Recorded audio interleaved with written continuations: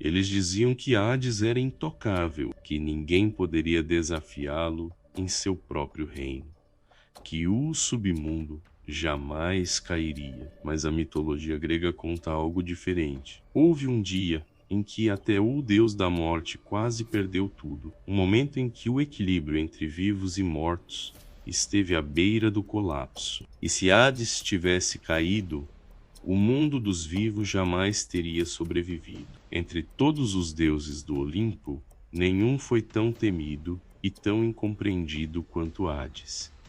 Ele não era o mal, não era o caos, não era um tirano. Hades era a ordem final. Enquanto Zeus governava o céu e Poseidon os mares, Hades recebeu o domínio que ninguém desejava. O submundo, não como punição, mas como necessidade. Alguém precisava manter os mortos separados dos vivos. Alguém precisava garantir que o ciclo da existência não fosse quebrado. E Hades fez isso sozinho.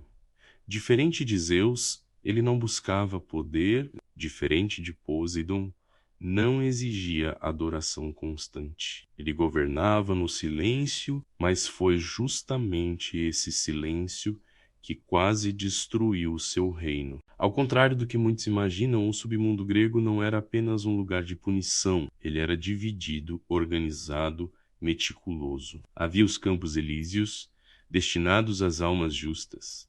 Havia o Asfódelos, onde repousavam as almas comuns. E havia o Tártaro, reservado aos crimes imperdoáveis. Tudo funcionava como deveria, enquanto Hades mantinha o controle. Mas o submundo não existia isolado. Ele dependia de rios que precisavam ser respeitados, de juízes que precisavam agir corretamente e, acima de tudo, de fronteiras que jamais poderiam ser violadas. E foi exatamente isso que aconteceu. A maior ameaça ao reino dos mortos não veio do Olimpo. Zeus nunca tentou destronar Hades. Poseidon nunca invadiu o submundo. O perigo surgiu de algo muito mais imprevisível: a interferência dos vivos. Mortais começaram a desafiar a morte. Heróis passaram a descer ao submundo e tentar retornar. Cada tentativa enfraquecia a autoridade de Hades. Cada retorno quebrava uma regra sagrada, porque na mitologia grega a morte não é negociável, e quando regras fundamentais são quebradas, o caos se aproxima. Orfeu foi o primeiro grande sinal de alerta. Ele não empunhava espada, não comandava exércitos, ele cantava. Quando Eurídice morreu, Orfeu fez algo que nenhum mortal deveria tentar. Desceu vivo ao submundo. Seu canto atravessou os rios, silenciou Cérbero e comoveu até as sombras mais antigas. E então Hades ouviu. Pela primeira vez, o deus da morte sentiu compaixão. Ele permitiu que Orfeu levasse Eurídice de volta ao mundo dos vivos, impondo apenas uma condição. Quando Orfeu falhou e olhou para trás, algo muito mais grave aconteceu. A regra foi questionada. Se o mortal podia quase vencer a morte, outros tentariam. A história de Orfeu se espalhou. Heróis passaram a acreditar que o submundo podia ser enganado, que Hades podia ser convencido, que a morte não era definitiva. Isso foi mais perigoso do que qualquer guerra, porque o poder de Hades elas não vinha da força, vinha da inevitabilidade, e essa ideia começou a se enfraquecer. Então veio Hércules. Se Orfeu abalou o submundo com música, Hércules o fez com força. Em um de seus 12 trabalhos, ele desceu ao reino dos mortos e saiu levando Cérbero, o guardião dos portões. A última linha de defesa Hades permitiu, mas o preço simbólico foi alto. O submundo foi violado. O impossível aconteceu. E os mortos sentiram. O equilíbrio começou a se romper. Hades não era fraco, mas ele governava segundo leis. E quando as leis deixam de ser respeitadas, até um deus corre risco.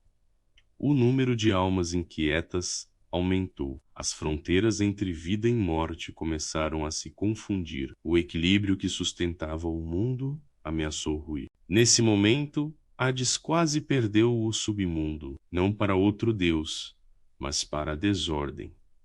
Zeus governa pelo trovão. Hades governa pelo silêncio, e quando o silêncio é quebrado repetidas vezes, o poder enfraquece. Mas Hades fez algo que nenhum outro deus faria.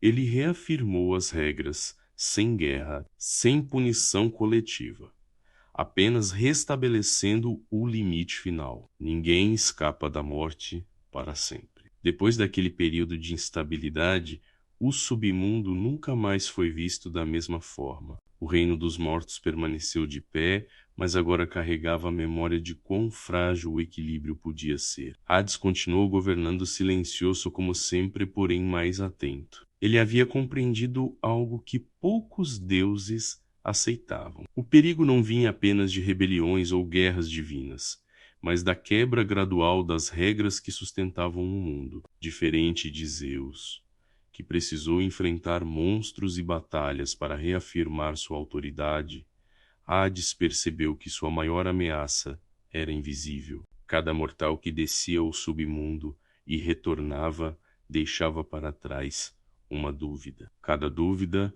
enfraquecia a certeza de que a morte era definitiva. E sem essa certeza, o mundo dos vivos entraria em colapso. O medo da morte, para os gregos, não era apenas terror, era a ordem. Nesse contexto, Perséfone passou a ter um papel ainda mais importante. Como rainha do submundo e deusa que transitava entre dois mundos, ela representava o equilíbrio perfeito entre vida e morte. Enquanto Hades mantinha as regras, Perséfone suavizava o peso do reino dos mortos. Sua presença garantia que o submundo não fosse apenas um lugar de fim, mas também de passagem. Sem ela, o reino teria se tornado rígido demais. Com ela, manteve-se estável.